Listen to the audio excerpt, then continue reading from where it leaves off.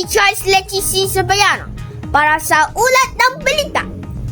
Halina at tuklasin ang mga matataking yaman ang Regio 1. Ang Regio 1 na kilala bilang Ilocos Region ay matatagpuan sa Hilagang Karulang, bahagi ng Luzon. Ito ay may sukat na 21,945.49 kilometro kwadrado ay may higit 5 milyon katao ang nakatira sa rehiyon.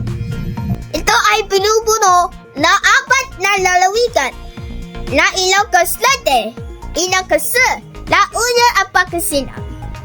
Ang pangunahin ikinabubuhay na nanirahan dito ay ang patatanim na palay, balis, tapako, pulak, at marami pang iba. Bikang Ilocano at bikang Pangasinense ang manatalas nakamiti ito. Wikan sa rehiyon. Ang Ilocos Norte ay kilala sa pagsanat na best culture and nature. Isa sa pangunahin tanawin ito ay ang Lilitaw na Pagkara Church. Ang Ilocos sa laman ay kilala bilang Heritage Village of the Philippines. Makikita dito ang tinatpas ni Gregorio de Pilar. Besa National Park ay ang centuries old Spanish architecture. Samantala ang La Union ay ang pilgrimage center of North Luzon.